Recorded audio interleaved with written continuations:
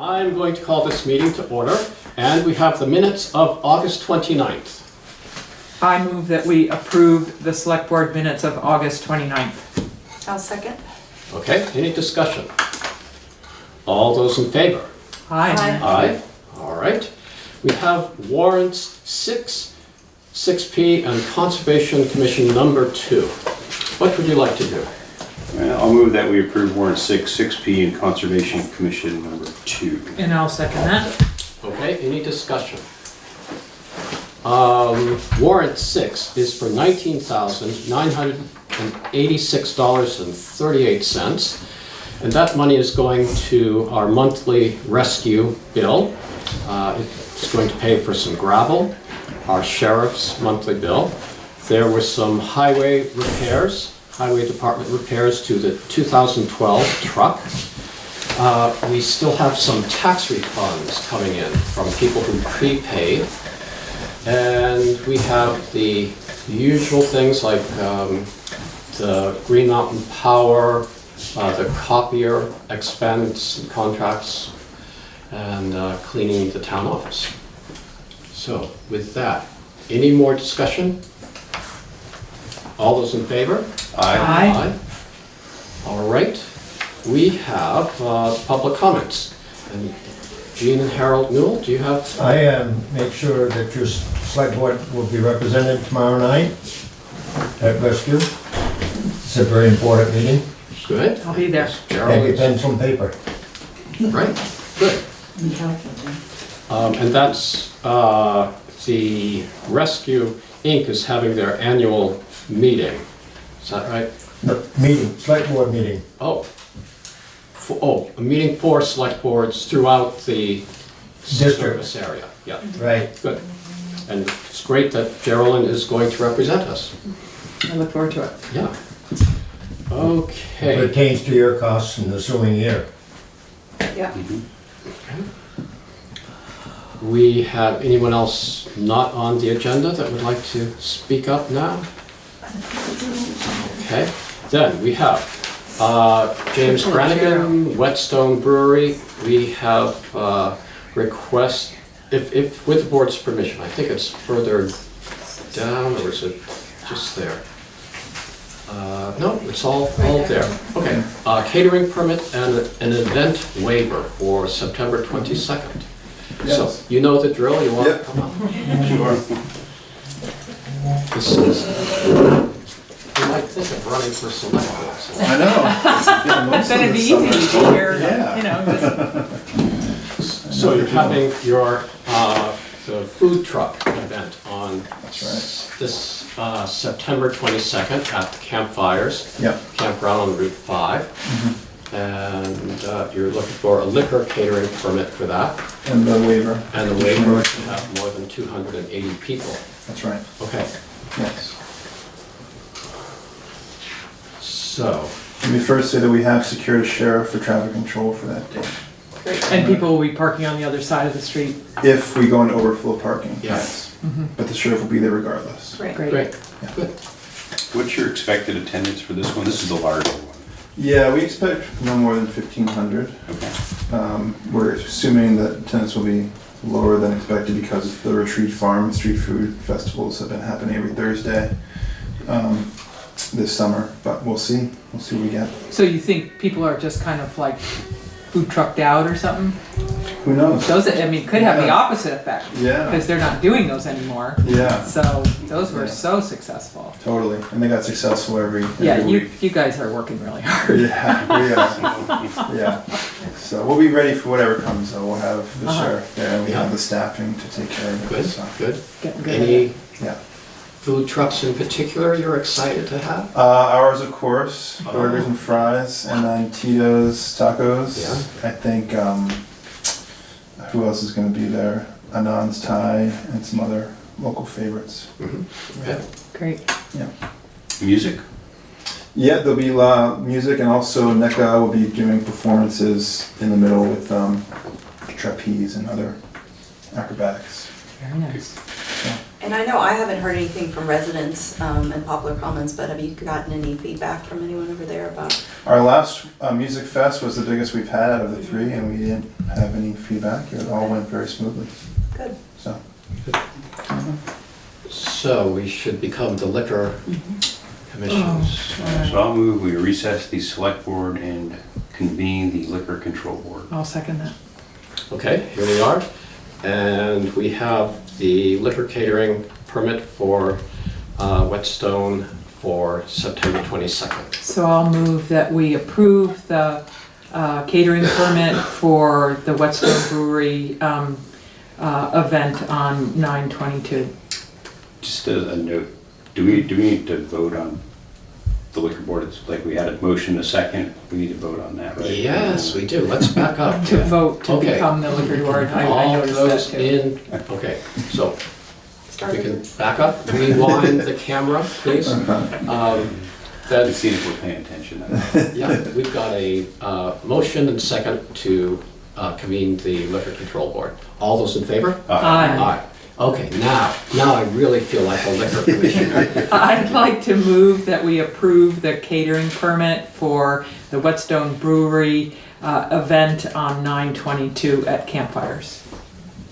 I'll second. Okay, any discussion? And we'll just make a point that that includes the permit waiver for the number of people. As the liquor board, we do that, or as a select I board? think- Good question. I think as the select. I think the select board has to Okay. do the waiver. We're gonna have a lot of motions. You're in charge of That's why you should motion. join us. Well, what town do you live in, Okay. James? Brownie. Oh, darn, all right, okay. The Robert's Rules of Order convention here. Okay, so we've got the liquor catering. Yeah, so any Any more discussion? discussion? I just have a question. I'm looking at the permit Yeah. right now, and you had mentioned you had about 1,500 last year, but the permit actually says up to 1,000 people. Oh, we're expecting approximately 1,500. Did I say 1,000 people on the permit? I think this I'm is, sorry, I got that number when I was writing it out, but I think they may have revised it Up since. to 1,000 people over the course of the event. Okay. I would like to revise that, although I don't have it on hand. But I got one number from my boss when I was filling out the permit, and apparently I got another number from my boss today before I came to the meeting, so I apologize for that. so if we approve this one, then that is gonna restrict them to 1,000? We could Amend. amend that, When I we think. sign and it. let- Because it's going to be the town clerk that puts it in. Uh-huh. We could. So we'll let her know that it's that 1,500 we've and she could approved, initial it or something. Yes, 1,500. Yeah. That'd be great. Thank you. So that sound good to everyone? Mhm. All right. So with it amended to be up to 1,500. Okay, good noticing. Good catch. Any further discussion? Okay, all those in favor? Aye. All right, we'll make the note that it's 1,500 Okay. for Lori. Okay, All right, are we ready? I'm Go ready. for it. All right, I'll move we adjourn the liquor control board and reconvene the select board. I'll second that. All those in favor? Aye. Aye. All right. All right, so I would, Or Maria, the notes. I'd like to make a motion that we approve the waiver for the number of people at the September 22nd Whetstone Brewery event at Campfires. I'll second the motion. Okay, any discussion? Okay, all those in favor? Aye. Aye. Opposed? All right. Thank you very much. Yeah, Okay, thank Have you. any other events planned for the fall? We're doing a catering event in New Fane for a private wedding Okay, in October. All right. But other than that, we're kind of I was- slowly I was- winding up our season. I was, Yeah. yeah. Winding down. Winding this- down our season. It feels like we're always You're winding still up. going on. Yeah. Okay, you're done with us, though. Yeah. Yeah. Okay. Thank you for all your time this summer too. You're very welcome. Thanks for coming in. All right. So, Thanks, James. Thank you. Thanks. Take care. and giving, our liquor commission, liquor control board, the exercise. That's right. Thank you. Okay, so, I'm just making a note for Lori. Municipal. All right.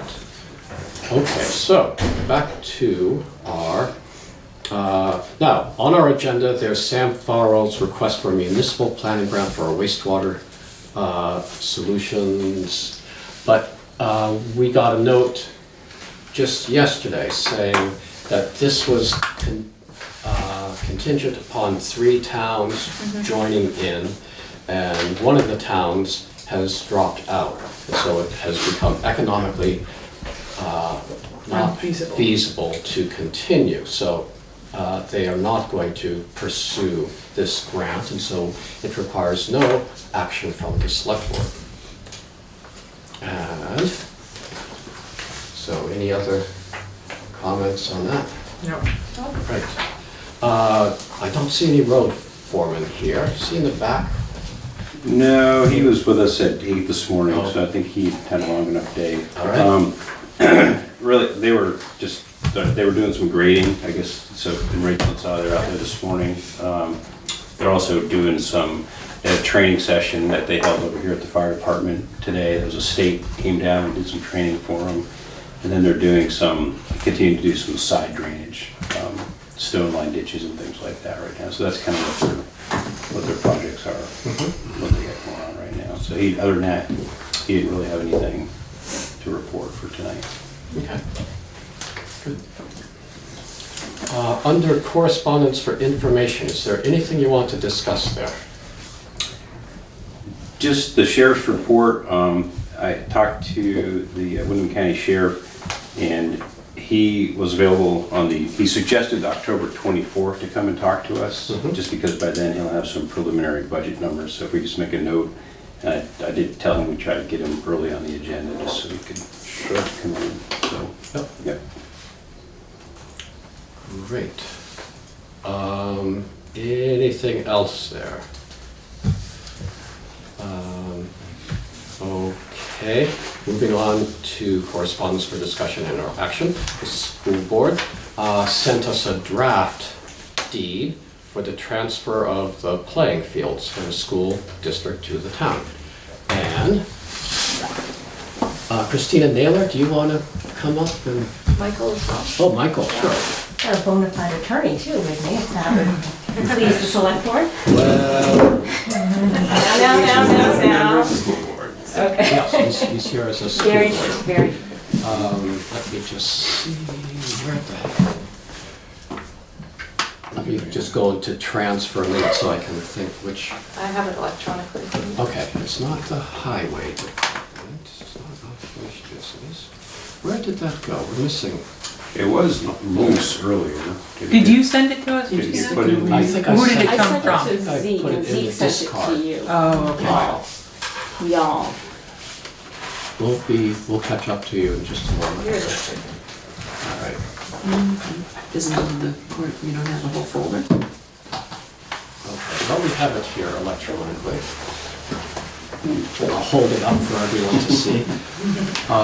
So this is, while we keep looking. Okay, do you want to? They got a copy down there too, so. Yeah, okay. So this is, would be a deed that the school board would transfer. Do you have any copies? Yeah, we've got it. Hard copy.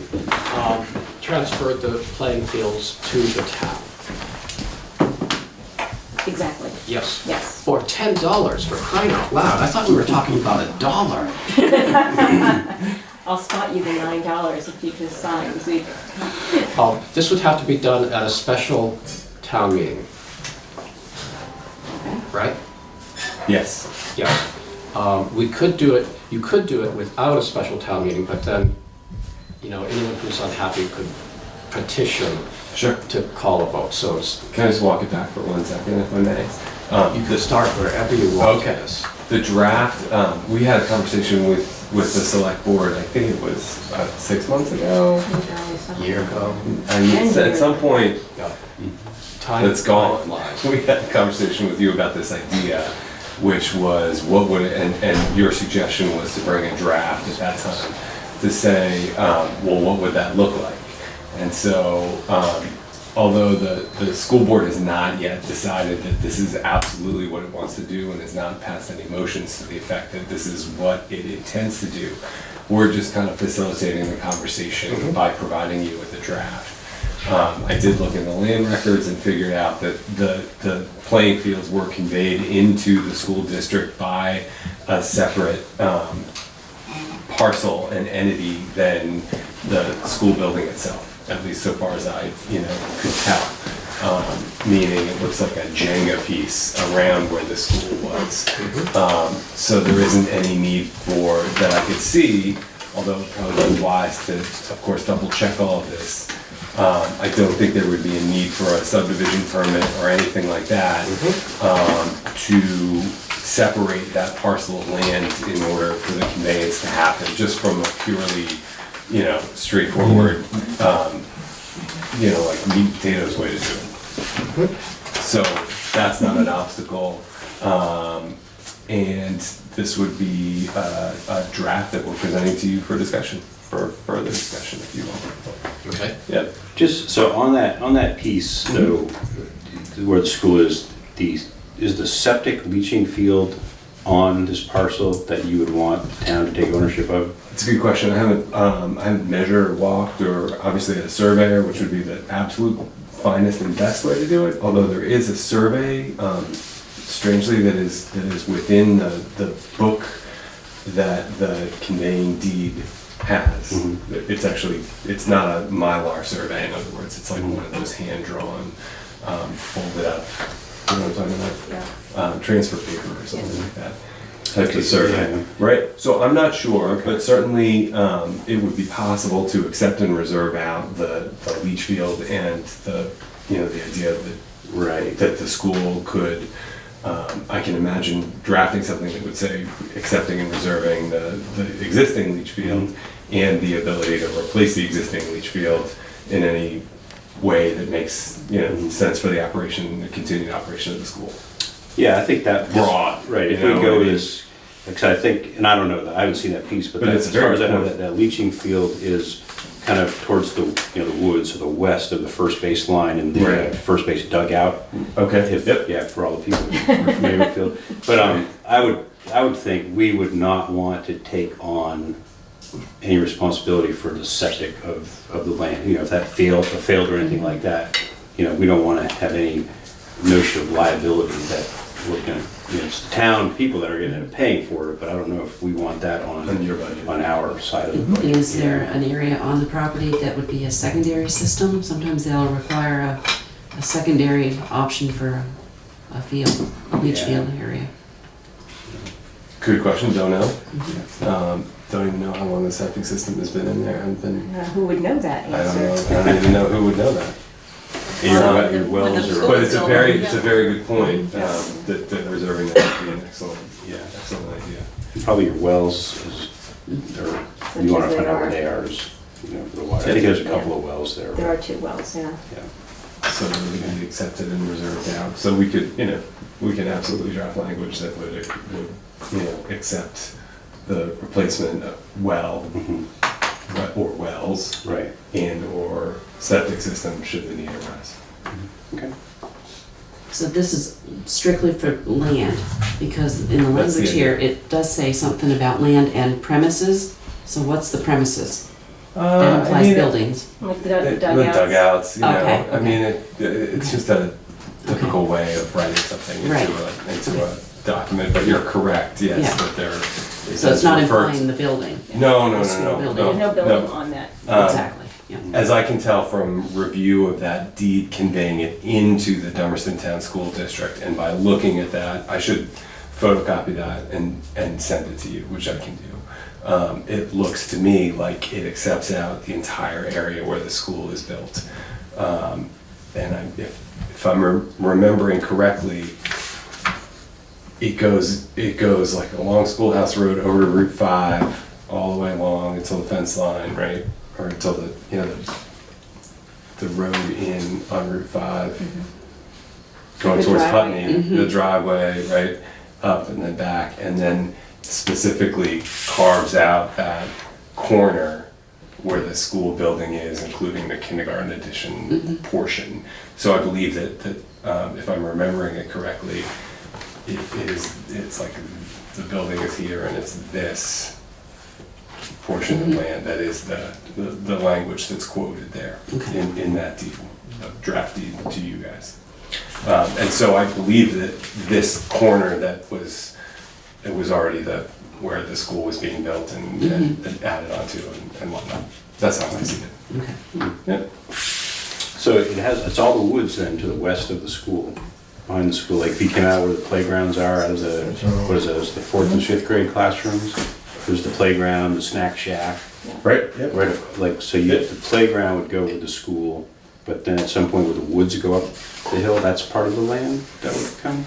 I believe part of the playground may or may not, it's tough to tell. It's probably a good idea to even, I mean, the survey is not, I wouldn't call it a survey, I would call it more of a drawing, but it does have some distances and some compass points on there. So, you know, it's something that probably could be walked with the tape measure. Obviously, that's not ideal, and, you know, you could get an idea, especially because you're walking off of a road that's well known and established. Okay. I mean, I don't know, for my decision, if I would need that kind of detail, I just kind of want to know is it the bank, or, you know, and then, I just want to know what we're going to own. Well, I mean, that's part of why we're providing that draft, is just to have a conversation about what things would you be concerned about, or are you concerned about, that, you know, and you're bringing up a couple right now, which is great, so that we know about them if this is what we, you know, end up pursuing.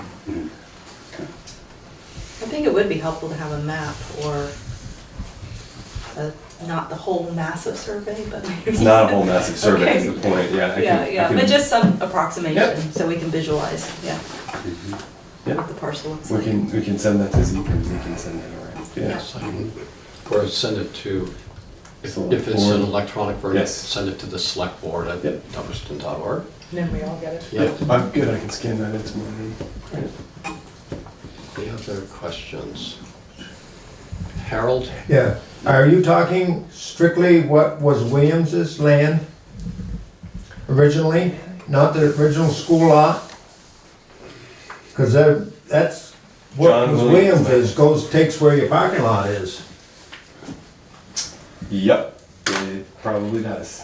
Again, the map will help with that and the distances.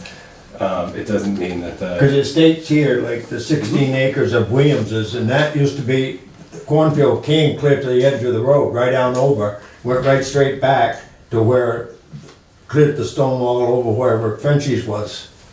Yep. When you say parking lot, Harold, you're talking the dirt parking lot by the soccer field, not the paved That's right. parking lot. Okay. Yep, comes out, and it comes up just about, well, I don't want to be exactly, but pretty close to where the blacktop ends, where the original field used to be. And there was some of that land behind, went a little bit of it too, that's over in back of the baseball field, I think. Some of that is in there too, was on that original piece of land. Okay. So the map Is that what- sounds good. They're talking about as a transfer, just that block that the town bought on, let's see, we bought that on in the 60s? 65. No, 70s? 65, it's like 65, oh, I wasn't far off then, wasn't I? I said 60s. Were you born then? Oh, yes, you. Yeah, I was around then. All right. I'd already wired that first school.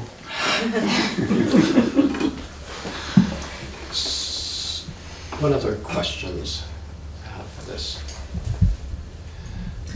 I have a question about just maintenance of the property. So it's not, Is that, this is just. so we're just talking about the purchase? Yeah, but we, you know, I think if they got the sense from us that we were generally Yeah. in favor of going ahead with this, then they would work on because I understand that, my understanding from our last meeting was that we would then lease the fields back, we thought, to the school board. Yes.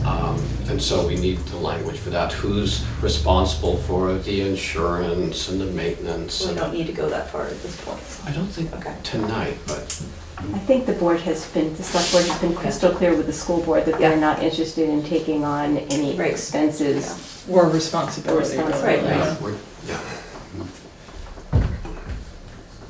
We're offering to, offer some protection. Oh, we were until that $10 sale price came. He's been talking about that for a long time, so I really think maybe $9.50. See what happens? So, are you under some time constraints for getting this done? Perhaps, it's tough to tell. It's hard to know. I mean, I Okay. believe we exist as a municipality until the day we stop existing as a municipality, as a school board, and so we Yeah. can enter into agreements until the day we Mhm. cease to exist, which Okay. is not clear to me when that day may be, but it would not be before June 30th. Oh, June 30th, well done. But there's some discussion around the state that you should try to convey things earlier, so as they're figuring out where things are going and what assets people have. I know Putney has been trying to do the same thing with their Putney Forest Mhm. to convey it, and they're trying to get it from the town to a nonprofit, but they've been trying to get that accomplished by the end of October. You mean from the school to a nonprofit? From the school to the town, then to a nonprofit, because the town's gonna hold it till they find it, because they haven't put the nonprofit together, is my understanding of where Putney's. Slightly larger piece of property. Yeah. Right, so I checked with VLCT about the process for going through with this, and it seems as though, my reading of it was that, okay, the school board's the one selling the property, and so they would hold a special town meeting. The select board doesn't need a town vote to buy property, Mhm. and so we could, if we can get the, talk them down a little, we could then go ahead and buy this property. And I guess, contingent upon the lease agreements, the lease, things that we work out these details. So a special town meeting has to be warned, not less than 30 days, not more than 40 days. And so that would be that's my understanding, and I sent that around to everyone. So that would set the time frame. Yeah. And at some point, we have to hold, either at one of your meetings, you could hold an informational meeting. Yeah, within 5 days, yeah.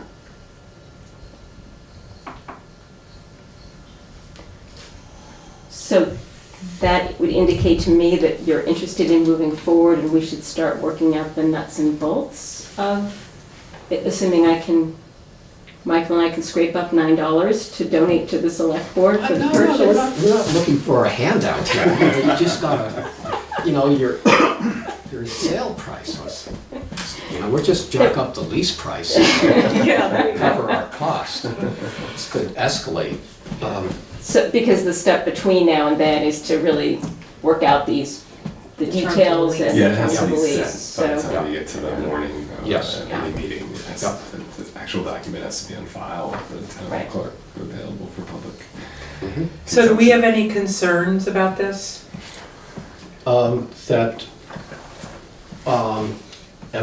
Let's see, do I have any concerns that would put a damper on this? I don't. Do you? And have concerns come up in the past when we've had conversations about this that are still lingering? I don't remember any, but I just, Yeah, I don't really remember any. I mean, whether we need to do it or not, I guess that's up, that we could debate that forever, but I don't see from just sitting here, if this is something that, from what they worked on and look at, they think it's a good idea, I don't see it, necessarily a downside I don't see a downside. That's would prevent us from doing it if it's gonna make, you feel, you're kind of read into it, if you're more comfortable with the way that would hold out, then I don't have a problem with it. Barring, the septic and those kind of things. I don't know. I mean, I, of course, in my mind, I'm thinking there's a million what-if scenarios, but we Yeah. don't know. I mean, as it stands right now, it seems to make good sense. and we're not the only ones doing this kind of thing. Right.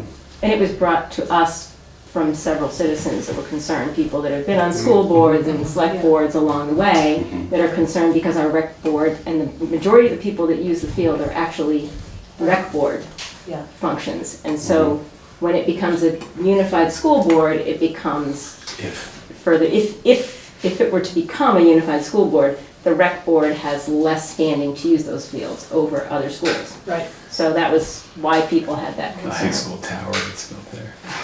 So, Friday night lights. I mean, I will say this, though, if I see, from my own perspective, regardless if we own them or not, those fields go to students of schools before they go. That, to me, that's who gets it first. Yeah. Rec board second, men's league, whatever they fit in, the college rental, wherever they fit in. But, if there's athletic teams, however this school thing flushes out, the kids get the fields first, and then followed by the rest. That just for me personally, that would be a showstopper on my support. I think Well, they're designed for school kids. Right, but our school kids up to grade 6 are rec league teams that play on the school fields. So that's where it gets murky. Yeah. K through 6 is not considered a school event. It's a rec, those are all rec teams right after school. On the smaller fields, not Right. necessarily on the bigger fields. Right. Right. Yeah. And I don't, I'll think about it a little more, but I still don't see where that's gonna interfere if for some time, if the school at some point determines that they're gonna have smaller age T-ball teams or something like that, as more kids can get involved in things, I think the school should have the priority on using the fields. And that's all gonna be right after school, and it may never happen, but again, once you start getting enough kids, there may be a T-ball team, or there may be and there may not, I don't know.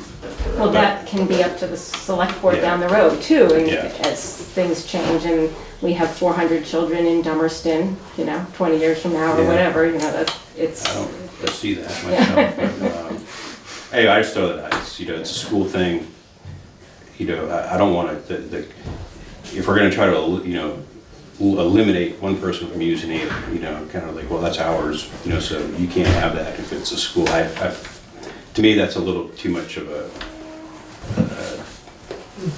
conflict that I'm not, think is appropriate, if that makes sense. And I can, I guess on both sides it makes sense, yeah. I think reasonable heads will prevail in Yeah. the future, as they always have, and it's always been fields that people have all used, Yeah. including kids from other towns. yeah, and I think scheduling will work. We've scheduled, even when, the Little League teams didn't have enough fields to do, we were able to get with a school and schedule around rec or whoever's using it, and had, Little League guys used it at times. So I don't see it as gonna be a huge conflict.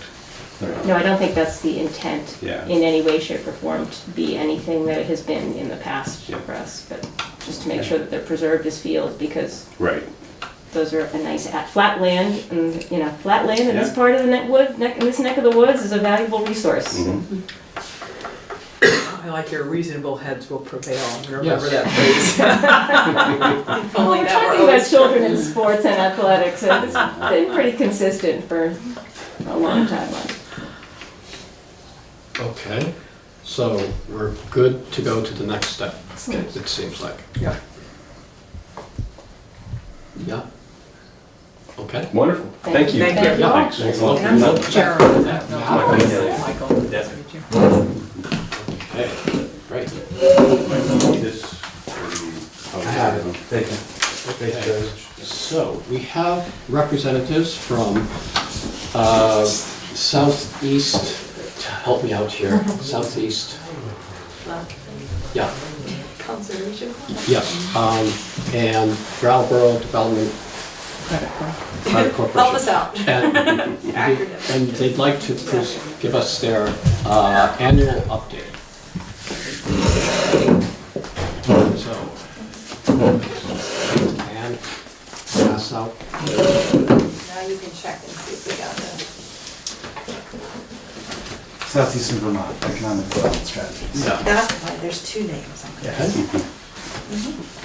SeVEDS. Extra one? Anybody in the audience like that? Yeah, we have extra if you want.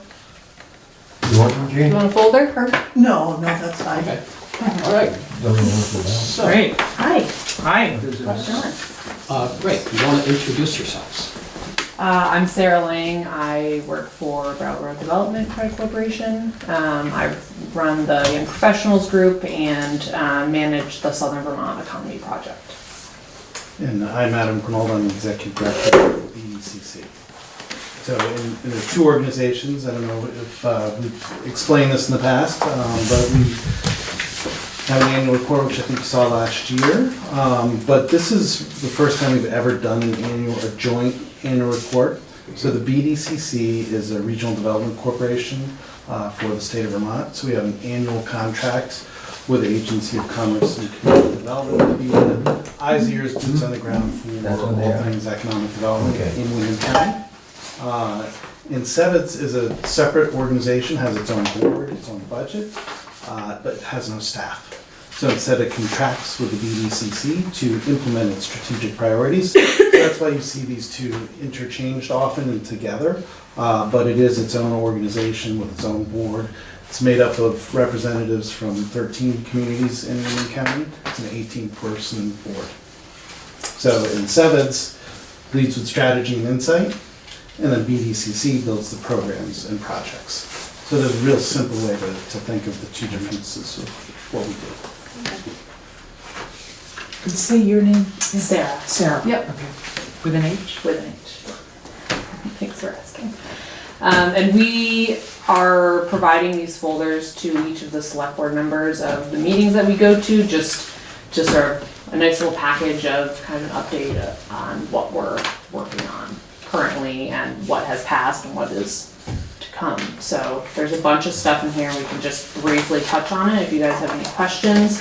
So Adam talked about the annual report, which you guys all saw, hopefully around town meeting last year. Something we're working on right now, you guys should have received something that looked like this in the mail. That has our comprehensive economic development strategy public input sessions. This is a joint effort between Wyndham Region and Bennington County. And so Wyndham County or Wyndham Region already has a SeVEDS, which is the 5-year plan. And this is sort of the renewal of that, but we're doing it with a bigger region with Bennington County. And so this is our second round of 3 rounds of public input sessions. So that's something important to keep on your radar. You know, the public input for that is really important in developing that 5-year plan for our regional economy. So that's that. And then usually we send around every 3 months or so just a bulletin of like upcoming things that our programs are doing. So we make them ugly on purpose so they stand out. We're not colorblind, I promise. And I'll just touch on a few things that I work closely with, then you can take over. Something the program I manage, the Southern Vermont Economy Project, does is put on Knowledge Bites, which is a webinar series. And something that I think is really important is not only can you attend the webinar, but we also record them. So if you can't be there for whatever reason, they're archived on our site. And this is the list of all the resources and programs that we've had on the webinar to like present and talk about. So, you know, if you look through this list and you're like, oh yeah, I did want to know about, you know, what BCTV does, then, you know, you can go and watch that. And so I think this is a really awesome tool for municipalities and businesses and just, you know, residents in general around resources, tools, programs with economic and workforce development. And two other things that the Southern Vermont Economy Project is putting together or helping support is the Connectivity Summit. We did one last year in November at the Dover Town Hall. You guys should have received a survey. Great. And so that we were asking towns to basically give us some input. So when we put that agenda together, it's really what the towns are looking for, you know, what kind of summit or what kind of workshops or information. And I provided, I think most of those folders have another survey in there if you so need, and that's November 28th. And then something that you might find interesting that we're supporting is The Bennington County Regional Commission is putting on a workshop on form-based code. And this is the flyer here with a picture of the guy on it. And so that's free, open to the public. Form-based Code, yep, it's What does a that type mean? of zoning. Okay. And so this could be something that town, whether if you have a zoning administrator, that might be something they'd be interested in, or, you know, even someone from the select board. And so this is sort of the guy on form-based code, and it's a free workshop, so. And there's a flyer in that for each one of you, if you want to take over a little bit. So a couple things we're really been focused on is we go out and meet with businesses that we hear constantly, wherever we go, is we need access to workforce. So that is common across all sectors, across all communities. And this has been building. Vermont has had traditionally a lower unemployment rate than the rest of the nation, but now we're even seeing this really roll out to the whole country. So when we look at the challenges on how to do this, we started back in 2013 with a job survey that really went and surveyed our largest employers and asked them, you know, when you look out on your floor, what do you see in your hiring projections for the next 5 years? What we learned is that we were going to need in Wyndham Region 3,000 new employees, and that made up for people retiring, that was new hires, that was everything. That's a big number. So that really started our focus back in 2013 on, okay, how do we really learn more about the workforce challenges and try to come up with some solutions. So really excited next week to be announcing a new program, and at that event we're going to have Secretary French from the Agency of Education, Commissioner Curley from the Department of Labor, and we'll have the Agency of Commerce and Community Development, along with all of our local support. And the local support was made up of representatives from the 4 Wyndham County high schools who served on an advisory committee throughout the development of this program. And we now have hired a new person to run this program. And the program is called Pipelines and Pathways. And what this really is going to do is help leverage the Act 77, which is Vermont's new law regarding flexible pathways. So this year's students who are juniors will be the first cohort graduating in 2020 that will go through high school, their entirety of their high school, never having received an A, B, C, D, or hopefully not an F. And instead they're proficient, exceeding proficiencies, and it's called standards-based grading. So this is every Vermont student in the state is going through this. So the juniors next year, seniors will graduate out into the world having gone all 4 years through this. But it also allows for flexible pathways, so students can identify ways in which to demonstrate graduation proficiencies, not sitting in their seat. So as we unlock this powerful tool, we can start to find ways in which we can connect students with career opportunities here locally, and where they can demonstrate those graduation proficiencies in a work-based environment. So this individual, Christy Beatty, she grew up in Whitingham, moved to Boston for the last 15 years, is coming back to Vermont, and will be helping implement this program in all 4 county high schools. So we're really excited about that. Municipal funding helped build the knowledge for that. It helped build the funding for that. And we went out and raised from other sources, philanthropic and state grants, an additional $300,000, which will give that a 3-year runway to really build that program and understanding. So Adam, what kind of skills are students building in this program? So the program, so we've got the funding and we've got the individual, but we don't yet have the program. So she will be working with the educators to build that program, and then we will be bringing the employer-driven needs, so the employer perspective, and translating for the two to be able to build that program.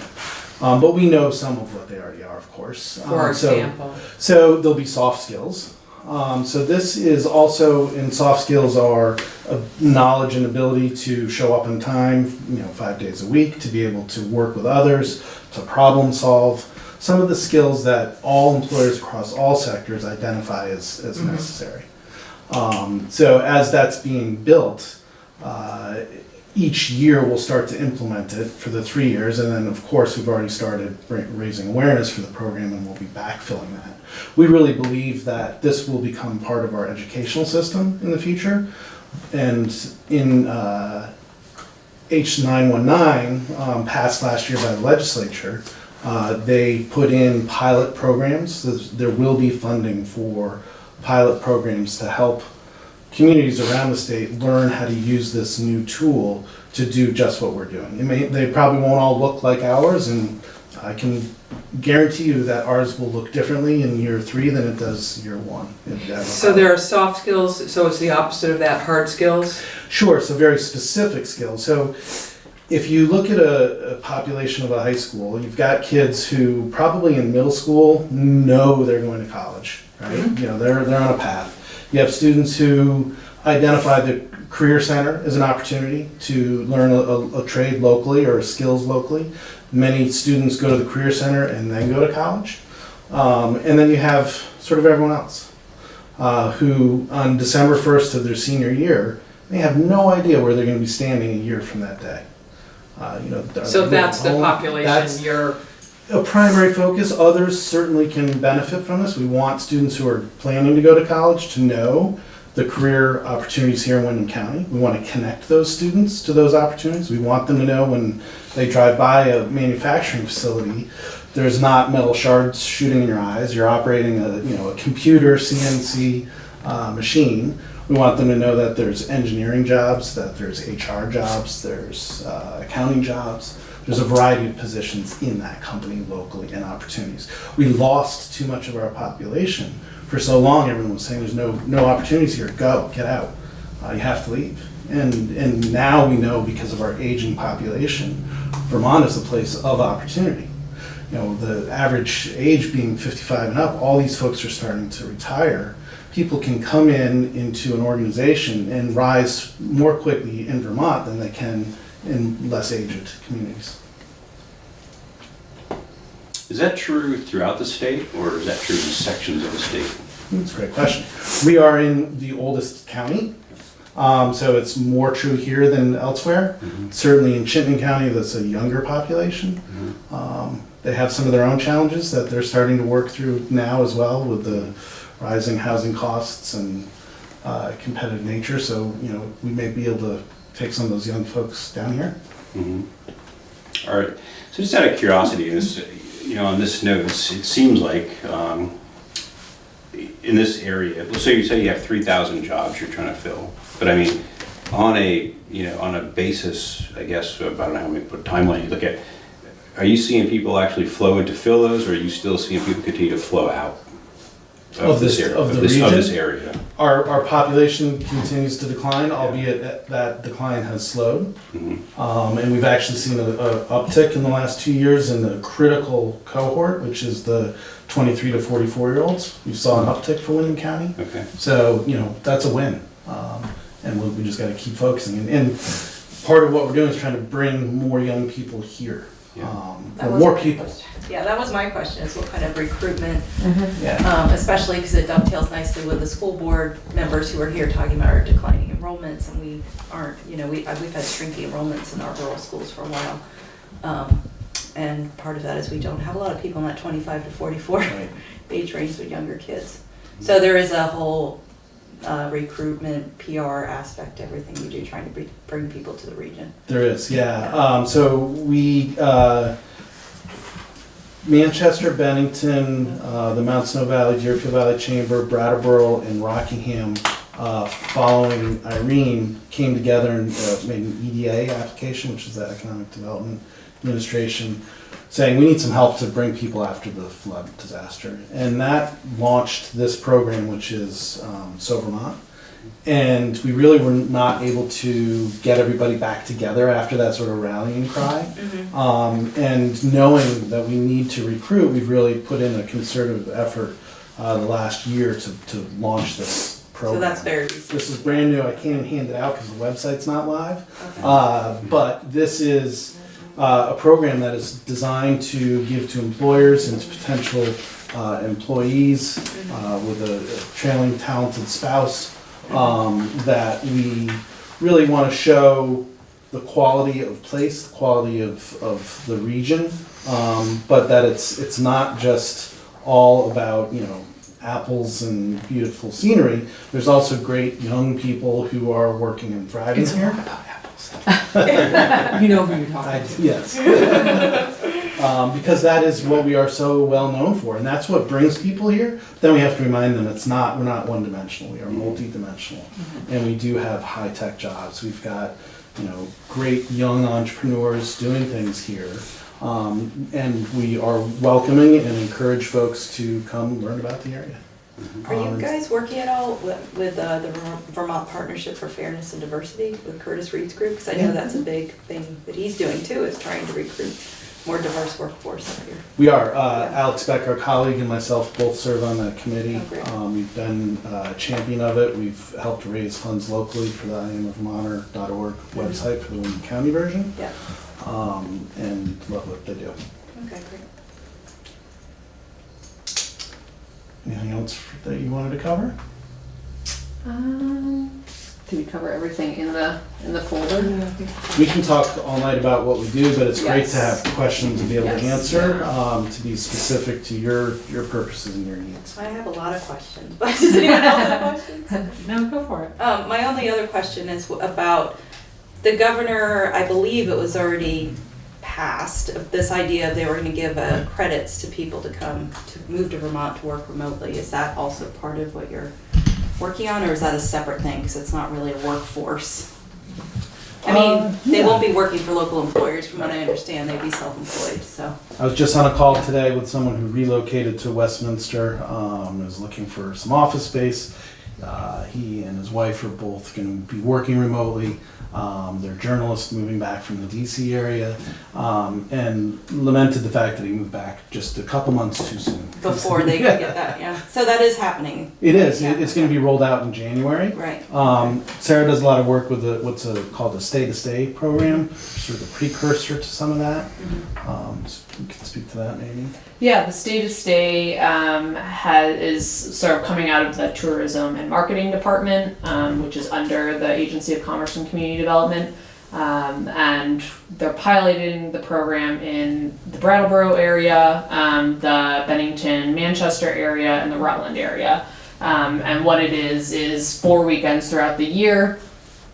People can sign up to come to the area for the weekend. Friday we have a welcome reception with community members to welcome them to Brattleboro. They get a welcome bag with all sorts of goodies and stuff in it. Saturday, Sunday, it's sort of, as if they're here, on vacation. They can do whatever it is they see fit on Saturday, Sunday. And then Monday is sort of, at least for us, the important day, which is they get to choose what sector if they're looking potentially to work here, what sector they're interested in.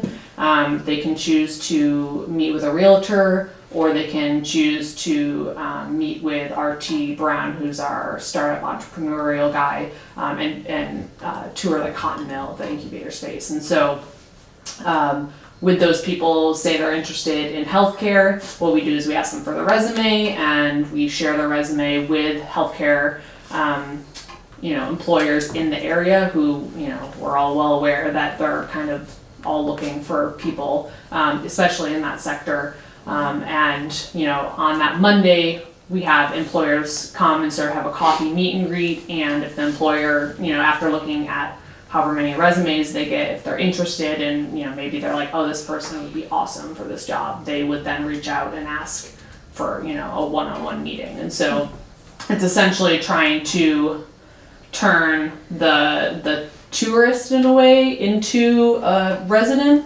The idea is, I think the marketing for that has been going out to a lot of the metropolitan areas, closer here to southern Vermont.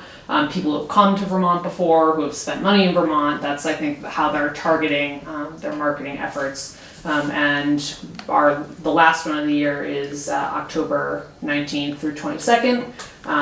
The August weekend we had, I believe, about 16 people come to Brattleboro for the weekend.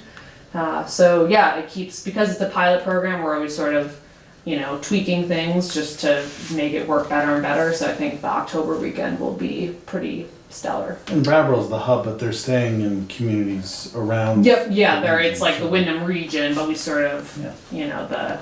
some of the activities. So it's a pilot program, does it exist in other places in sort of full form? Outside of Vermont? Yeah.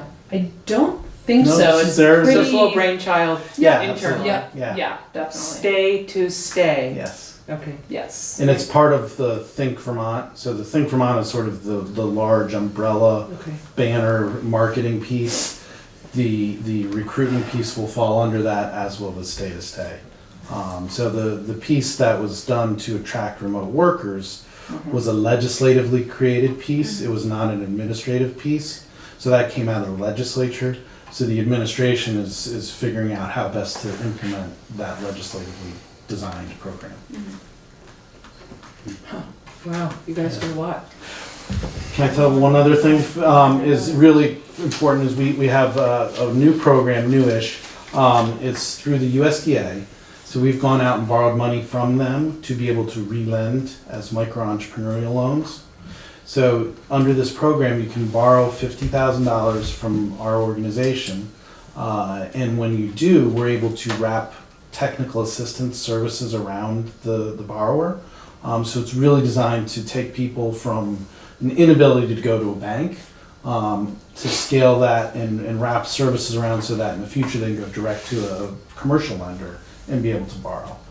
So this is designed for the smaller folks just starting out, higher risk pool who just have difficulty borrowing from commercial lenders. So we're really excited what this can do for some of the smaller startups in the region. Well, one of the things I'll say that's kind of is exciting to me, that makes me feel really good about the work that you guys do, is that, a question for me is, well, what kind of people do we want to bring here? What kind of businesses do we want? I live here, I've lived here for 30 years, or people that have lived here for generations. We want a healthy place. We appreciate the geography and the environment that we live in.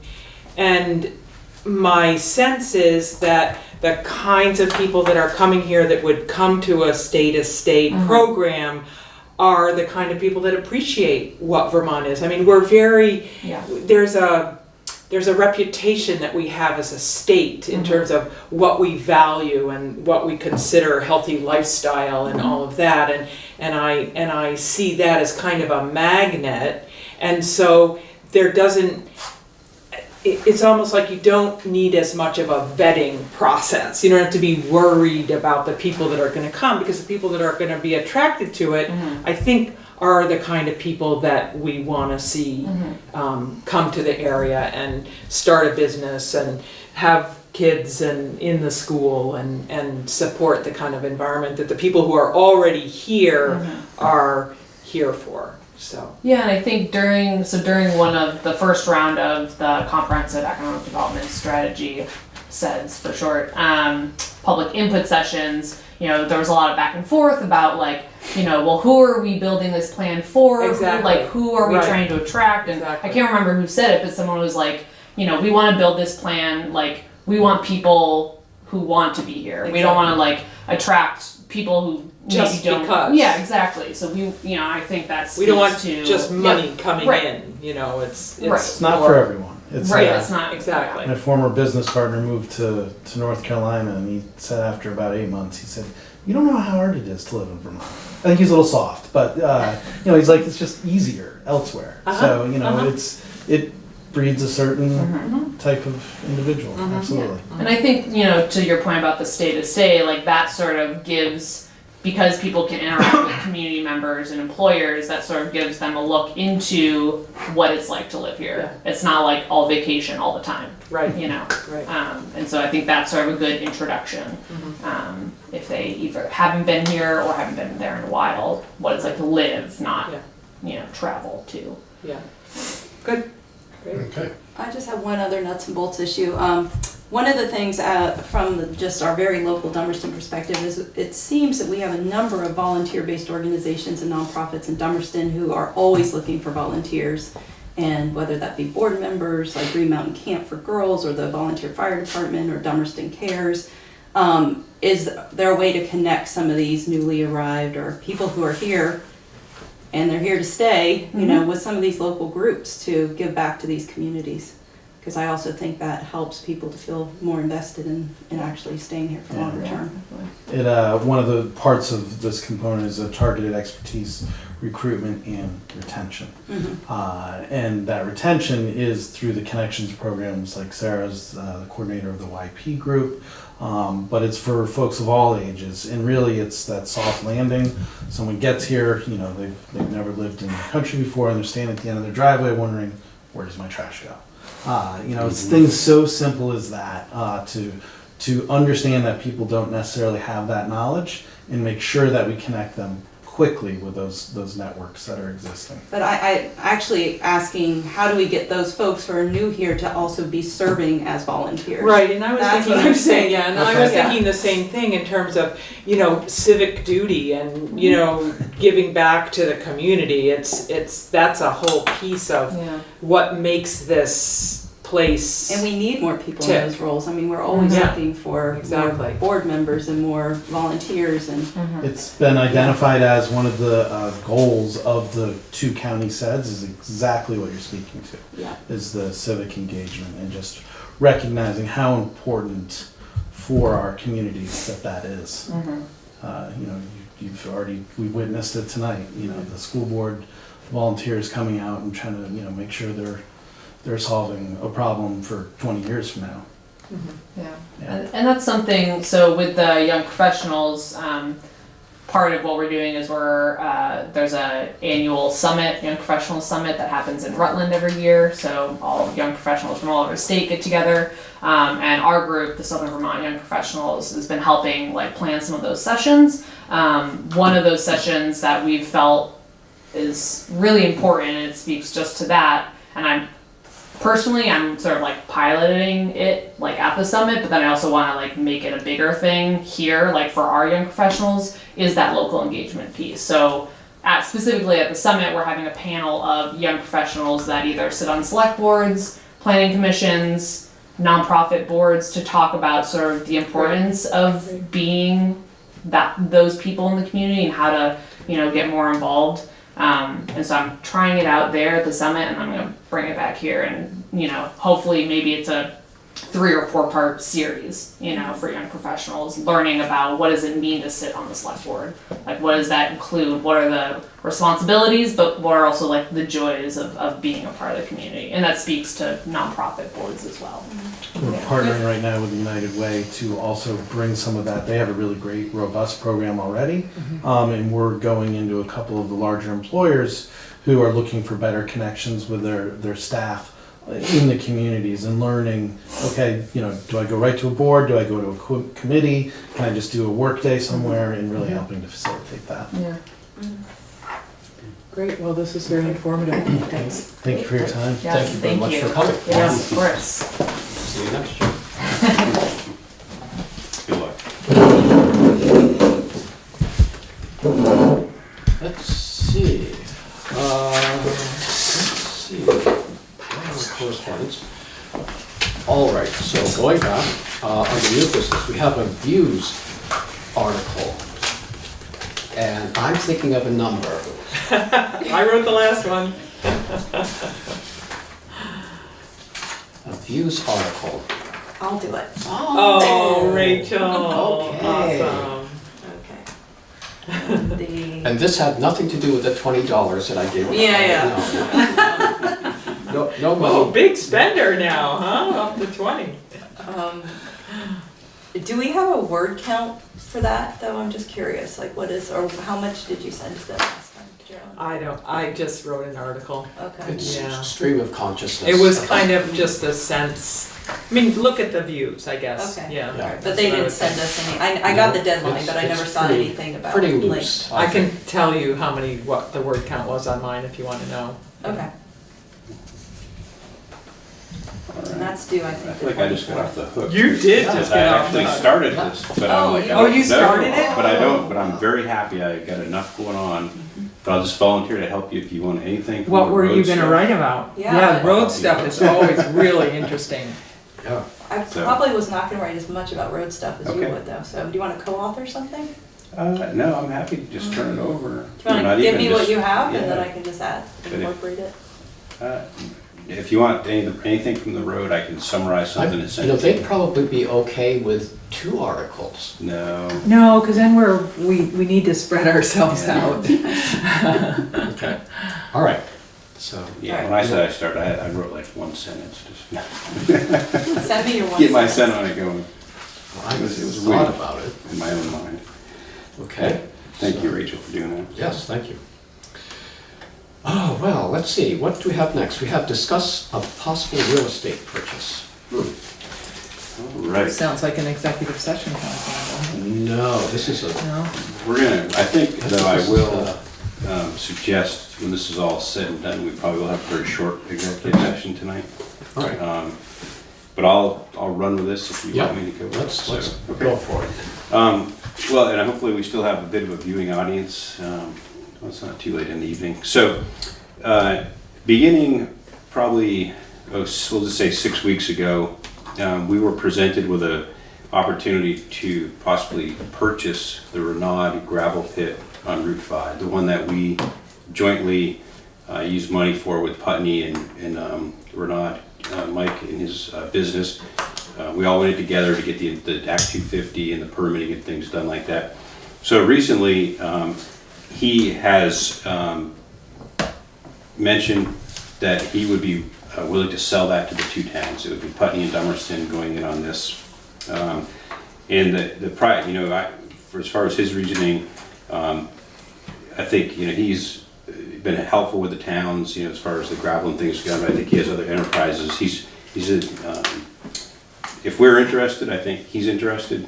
And then if we're not, then we'll take it from there. But the biggest issue is the commercial draw on that resource right now is probably going to limit that pit to less than 20 years from now.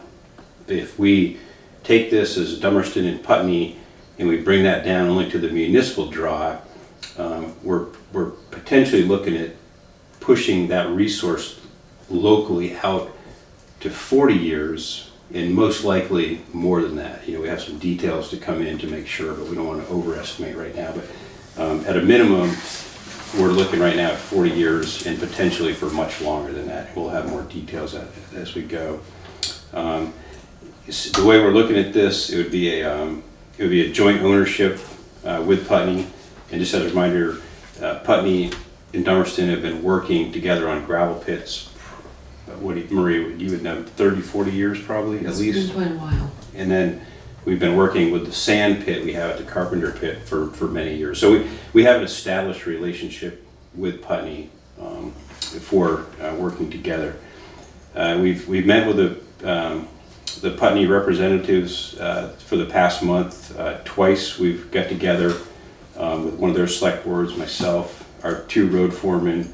Maria's been with us, their town manager, just to kind of talk about how this might unfold, and then in joint ownership, and then really the resources. And then today, based on some of the things that we had discussed deliberately in the past, we met with the 2 town attorneys. And today was a very productive day. But what it did outline is there's going to be a lot to do to get this done properly, as far as, you know, we're going to revet the Act 250 permits. That's being done.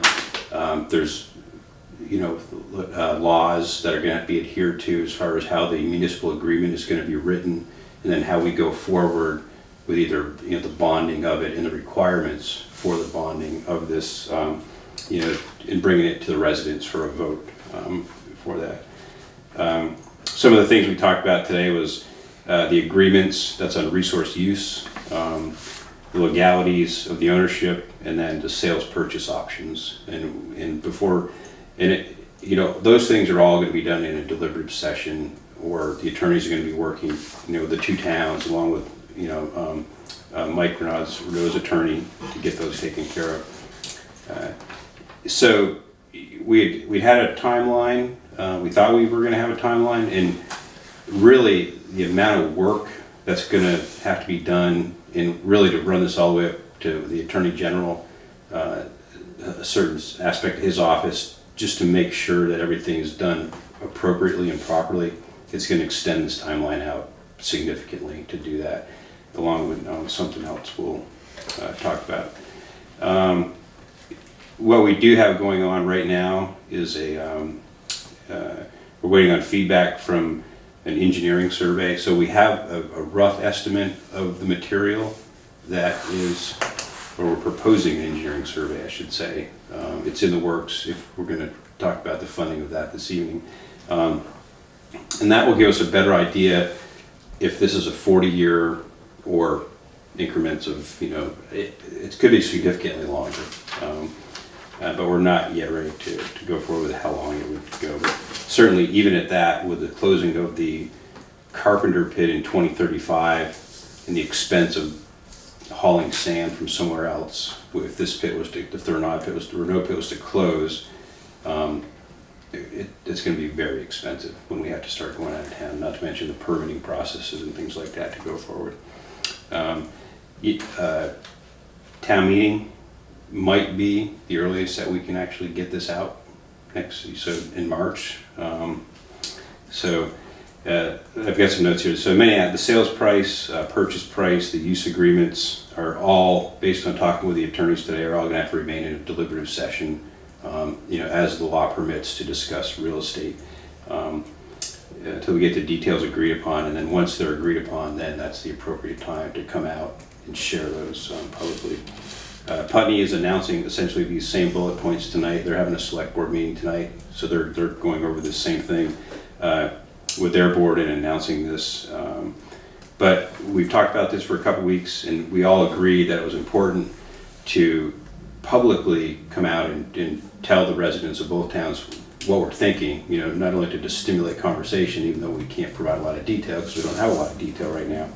But the fact of the matter is, that we have an opportunity to look into the future and a resource that is potentially going to end relatively soon. 20 years is not a long time, and extend that out much, much further, as opposed to 2035 we're out of sand. Now we got to truck it from somewhere. 20 years from now that pit closes, gets reclaimed. We don't know where we're going to truck sand and gravel from. So there's a lot of cost and unknowns associated with that. Or we can kind of secure our future for our dirt roads for an extended period of time. So I think it's a worthwhile endeavor to continue with.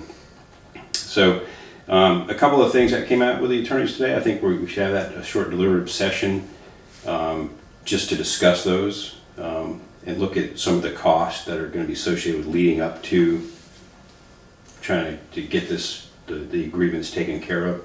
And then some things that the town actually has to do to meet the requirements for some bonding and things like that. So,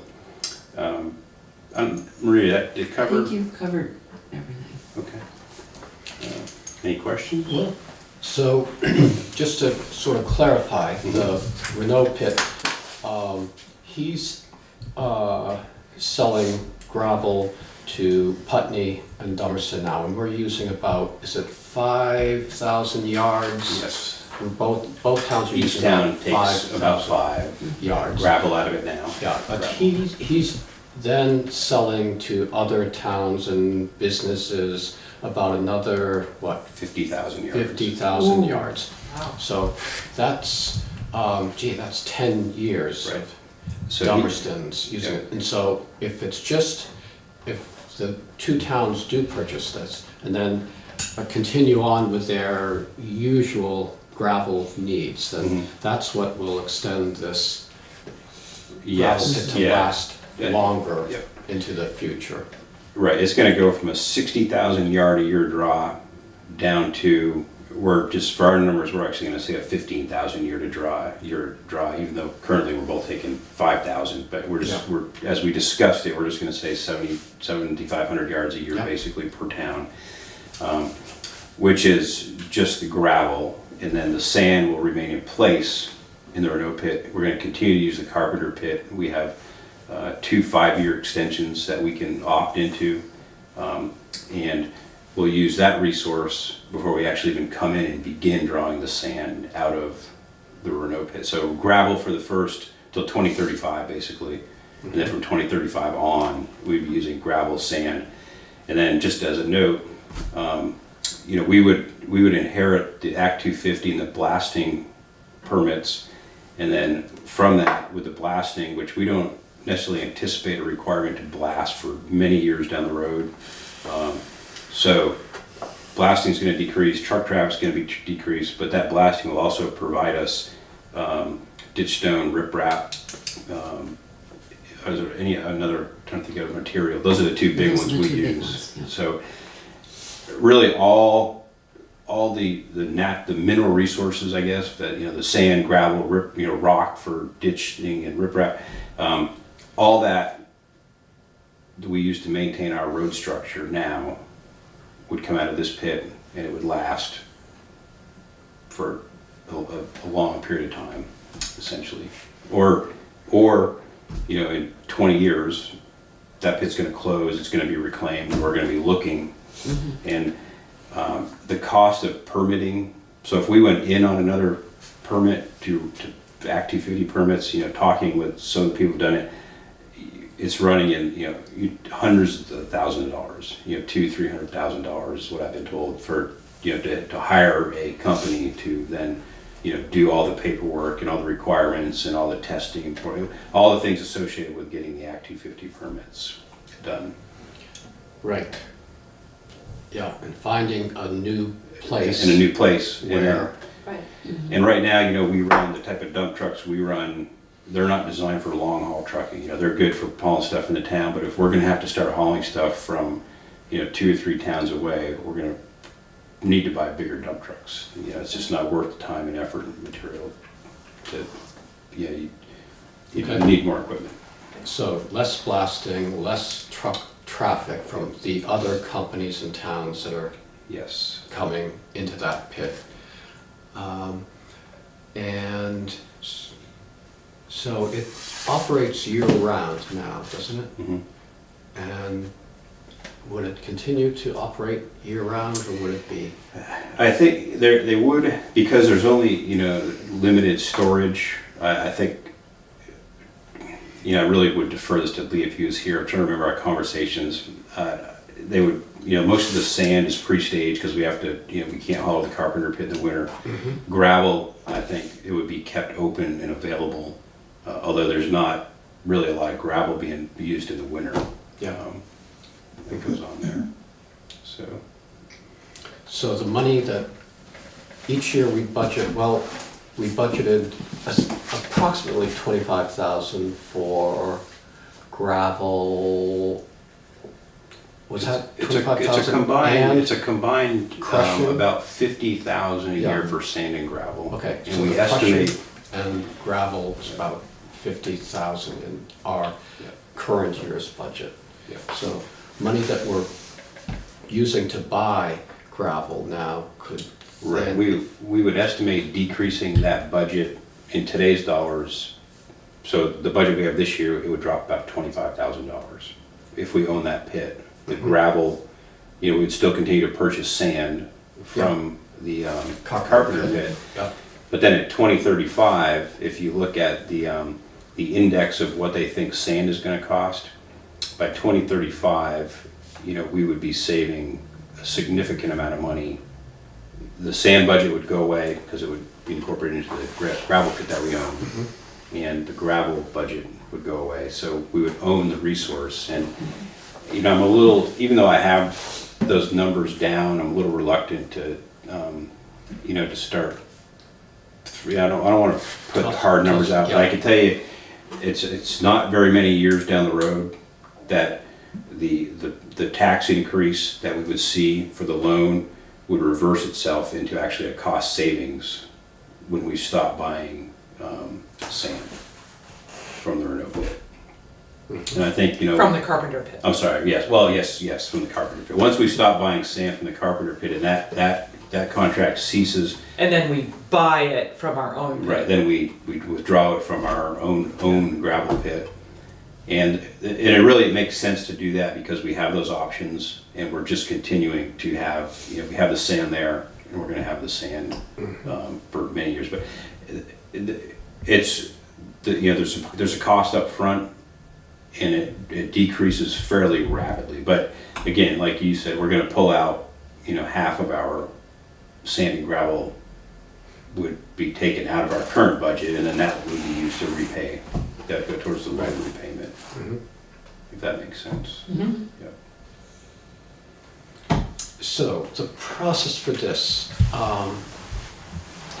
we'd ask voters to approve this, and the timeline might put it at town meeting is what you're thinking right now. I think so, because it's gonna be a bond, so regardless, it's gonna have to be an Australian ballot. Yeah. But, we'll have to warn the purchase of the real estate and then the bond itself. So I think there's two, they could both be done at the same time. But it's good, right, it's gonna require a vote. And I think that's, town meeting, that would be, I think it's a long way out, but there's a lot of things that have to be taken care of by the attorneys, and it's really, some of it's not in their control when they pass stuff up to the state, and they're waiting on, return information. So I say that, and I think we agreed on that today, just to make it realistic. Okay, so Australian ballot, everybody gets to vote on this. Yep. And, yeah. It'd be a land purchase or a municipal purchase agreement, and then a bond vote to see if we would finance the interest rates we've seen, probably a 25-year bond is what would be the way we'd go with it. Any questions? That means the property would come off the grand list, the assessment would be off the grand list. So what? Because the town of Dummerston would own it, town of Dummerston. Well, so you would see, so yes, Putney, as the use agreement was done, and I think they were getting Lister cards today, but there's more work to be done on that. But Putney would get a tax bill for their portion of the ownership, That belongs. and Dummerston would assume we would assume ownership of it, and then we would be absorbing. That I don't think the taxes on that pit are actually, we can take the buildings out of them. Yeah, I'm not sure at the moment, but Yeah. I can find that out real quick Yep. tomorrow. Yep. I'm surprised you don't know it off the top of your head. Well, I think it's over $1 million that the assessment is. I'm not sure, but just Okay, somewhere in the back of my Yeah. head. all right. So, but you're right. But Putney would get a bill for their half, and then Okay. Dummerston would be, Would be municipal. right. And this doesn't include the property out front, the ABF property? No, That no, does not that would include the have to be property. separated. Exactly. Yeah. It does Yeah. not include. Yeah, no, there's no buildings. We're No not buying any buildings. buildings. We're not buying any Yeah. structures. Just land. Just the land. Yeah. Yep. So, I'll look that up tomorrow. Okay. Any other questions? I mean, just to. My only thought is it seems with these projections of when we're gonna run out, that this is the more environmentally responsible move to make rather than trying to import gravel Yeah. from great distances and sand. That's very resource intensive. Yes, and finding another place to put a gravel Right, and pit then potentially having to is- put another one in. tends Yeah. to So I think be a little bit of a problem. this would Yeah. be the best environmental solution. And I think that when we get that survey material back, I think how far out we're actually going to be able to extend, our own self-reliance, our own self-sufficiency on that for art is going to be significant. It's a pretty good opportunity to ensure we can take care of our roads, and then we're not trying to find a place to truck stuff from however far away, and the associated expenses that go with that. So. Maybe they can put that in their young professionals brochure. We have our own gravel pit. Yeah, It'll need a little context. Yes, it will. Roads are important, so they are. Dirt roads especially. yes, well, there was a, estimate on, okay, what would it cost to pave all the roads in Dummerston? Oh, really? Wow. And I can't remember exactly, I think it was in the, somehow I remember 9 million, is that? That's Sounds about right. Yeah, that might be just a little high, but it's, Okay. it's, I put in my Dummerston Views article once how many miles of dirt road and how many miles of paved road and and that's pay become, and then think about the annual cost to go back and redo Oh, yeah. roads. Yeah, we budget 95,000 Yeah. now, just for the paved roads that we have Yep. now, so, And we don't have much of them. yeah, so it would be a lot more maintenance and Yep. expense, so. The roads are good. Well, That's all I thank have. you, Hugh. Okay, That was a yeah. very comprehensive and understandable report. Yeah, thank you, Hugh, thank you, Maria, for going Yeah, to and these thanks for meetings. the extra meetings. Yeah. Next on our agenda, and Hugh alluded to this, at least, let me see, where am I? Yes, okay, so, so that we go forward with this process, it'd be great to know how much gravel, how much sand, how much of the resource is actually there. And so there's a proposal to hire Stevens Yes. to conduct a survey, Mhm. so we can have some firm, estimates Right. on the amount of material in that area. Mhm. And so that, and the cost of that, So the cost for that phase of it is $3,000. and we would split that with Putney? Right. Split that in half with Putney. Okay, so it'd be $1,500 to hire Stevens for this, to conduct this survey. Um, And, okay, so, Yeah, well, so I'll make a motion that we approve $1,500, which is half of the $3,000, to hire Stevens to conduct a material survey of the Renault pit. I'll second okay, any discussion? So, just, I think you really hit all that, but so it's, the two towns are doing it together. Stevens did the majority of the work, years ago when this was coming up, so they're the right company to come and do it. Corey is the one who went to all the DRB meetings and things like that, very in the Act 250. So, to me, this is really, now that we've brought this out, this is the first step to make sure that we are, in fact, buying something that has the material. The- that Doing it, it's the Yes. due The- diligence. The value that we hope it has, right, Yep. so. What line item would that come out of? That is a very good question. It will probably come out. Where do you think that? it. I would assume on the highway side of the budget. Yeah, I would, It'll be up the highway side, and I think we talked about this morning as far as using that. I mean, that's really, that's in a direct relationship to, what we're trying to sort out for our material for our highway yeah, fund. So I don't think there's no issue with bringing money out of that. And we have the money in the highway fund. Mhm. right. Our paving bill came out pretty good, so. Okay. I don't think, so I'm comfortable using money from the highway department for this. Okay. Any other discussion? No. Okay, motion to hire Stevens to conduct a survey of the material in the pit for $1,500. All those in favor? Aye. Opposed? Okay, the ayes have it. Good. Well, All right. There's a lot of work that went into that. yeah, really, thanks, guys. Right, I think there's still been a little work. Yes, much more work to be done as well. So, well,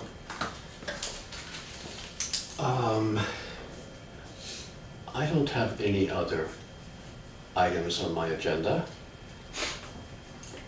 Okay, well, I'm gonna do this one. You ready to go into it, the set We deliberation? should go Okay. into executive session. Executive session. Yeah. I keep calling it that one, but okay. I move that we go into executive sessions provided in Vermont Statute Title I, Chapter 5, Subchapter 2, Section 313, and it is, which one do we keep using for the real estate? 2.